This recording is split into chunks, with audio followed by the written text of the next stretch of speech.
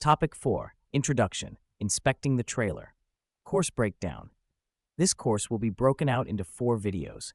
Topics in this course include Inspection Regulations in DVIR, Video 1, Inspection Practices, Video 2, Inspecting the Truck, Video 3, Inspecting the Trailer, Video 4. This lesson will take you through 4 areas of inspection on the trailer portion of a combination vehicle. Inspection points include the front of the vehicle, the sides, and rear. The importance of inspecting the trailer from underneath will also be discussed. After completing this topic, you will be able to describe the areas to inspect on each trailer you haul, explain how to check the front, sides, and rear of the trailer, describe how to inspect the coupling mechanisms of your truck and trailer, review what to look for when inspecting brakes, suspension, wheels, and tires at each axle. Subtopics in this section include inspection points. Step 7, the front of the trailer coupling the vehicle. Steps 8 and 10, left and right sides, inspecting under the trailer. Step 9, rear of the trailer, rear door area, checking inside the trailer, checking trailer brakes. Topic 4 review, inspecting the trailer. Inspection points.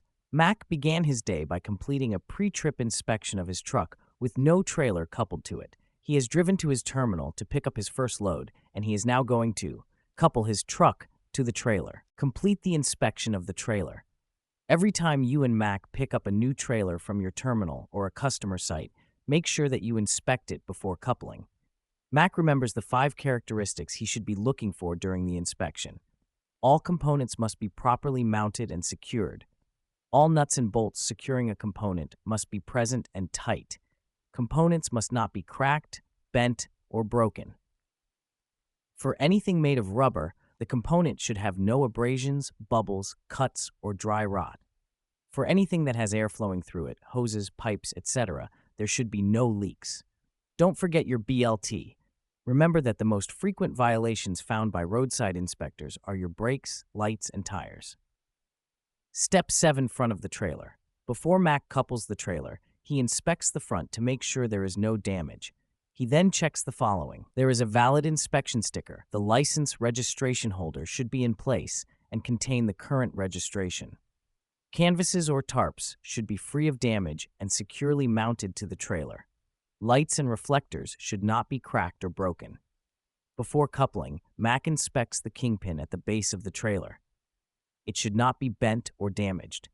Make sure it is properly lubricated. When your trailer includes a reefer unit, you would also do the following. Open the cabinet doors and check the oil using the dipstick. In the cabinet, check the belt for wear and stretching.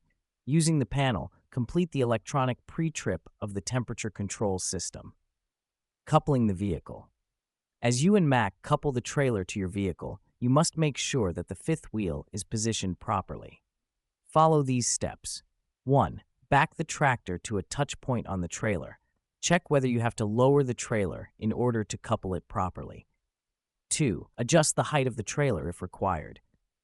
3. Attach your electrical lines and air lines. Make sure the lines are securely attached and there is no damage. 4. Charge your trailer brakes for about 5 seconds and then release them. Listen for exhausting air to make sure they are operating. 5. Back up until you hear the jaws lock. Do a tug test to make sure they are locked properly. 6. Check the 5th wheel once you have coupled. There should be no visible gap between the trailer apron and the top of the 5th wheel. When you look underneath, you should not be able to see between the two. Adjust the height of the trailer to close any gap. Steps 8 and 10. Left and right sides. Before you and Mac do a walk-around inspection of your trailer, turn on the lights so you can check whether they are operating correctly. When you inspect the left and right sides of the trailer, you are inspecting the same items. Check the following. Frame and body. The truck's frame should be free of bends, cracks, traces of rust, and other damage. Note, if your vehicle has a spare tire rack, make sure that it is in good condition and securely attached to the vehicle. Front trailer support. The landing gear should have no bent or damaged parts. Before you move the vehicle, it should be fully raised. The crank handle should be present and properly secured. Undercarriage. Look under the trailer to make sure the undercarriage does not have any damage. Note, for a C-pad inspection, Make sure that you can see all the support beams across the undercarriage. If the undercarriage is flat, this may indicate a false floor. Lights and reflectors. Side marker lights and reflective tape should be clean, undamaged, and the correct color. If you have turned on your lights, check that they are all functioning properly. Check the condition of your side skirts as you check the lights. Cargo securement. All securement systems must be in good working condition. For a cargo van, all securement systems must be in good working condition.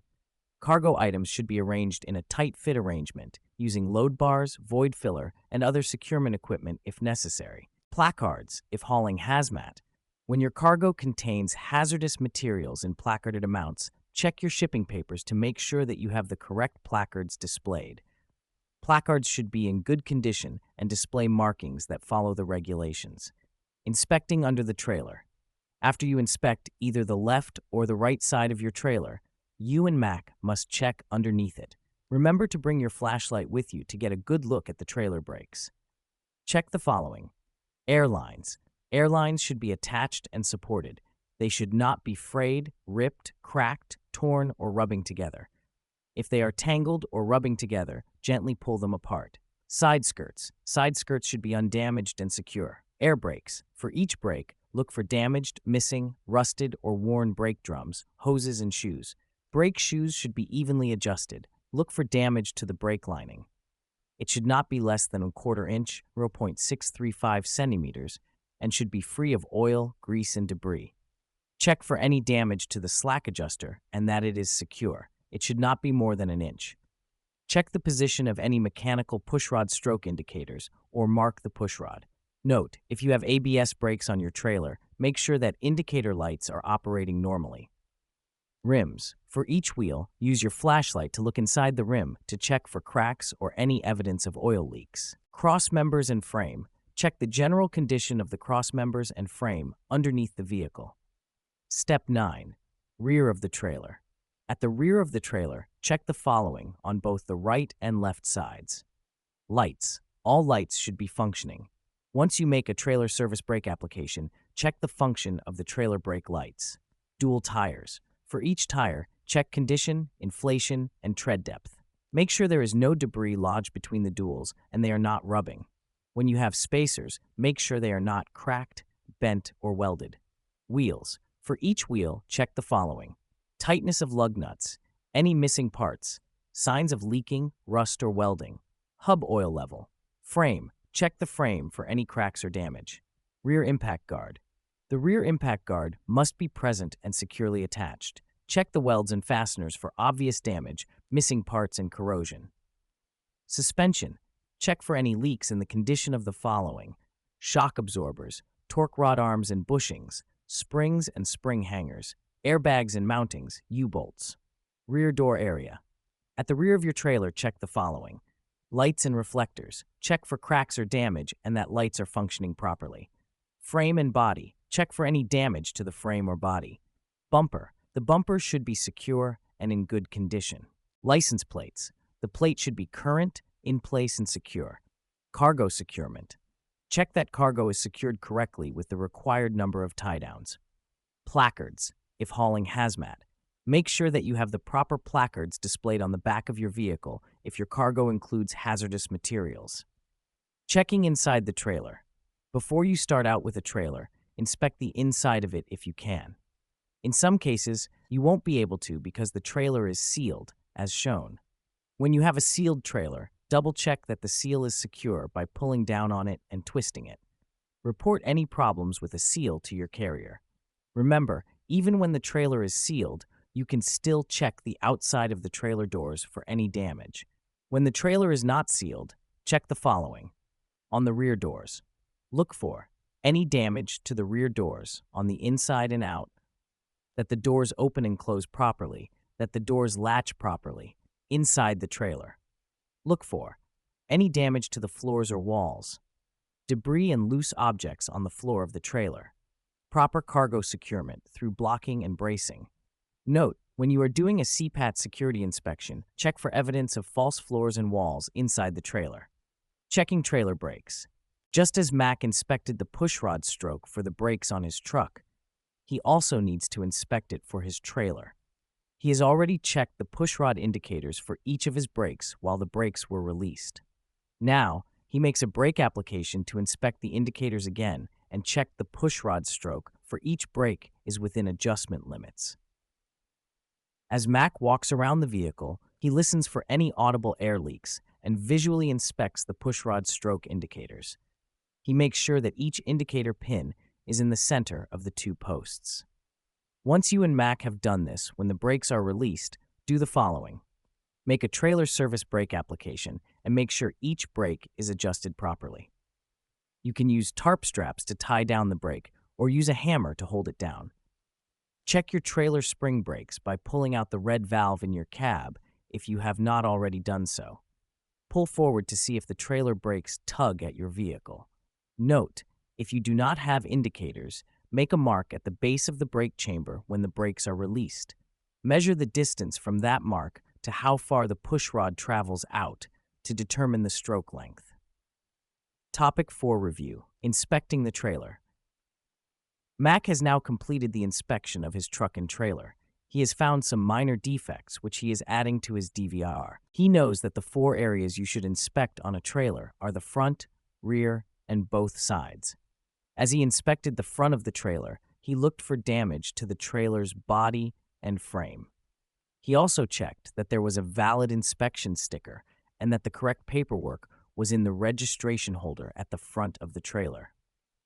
He inspected the kingpin for any damage and then proceeded to couple the truck and trailer.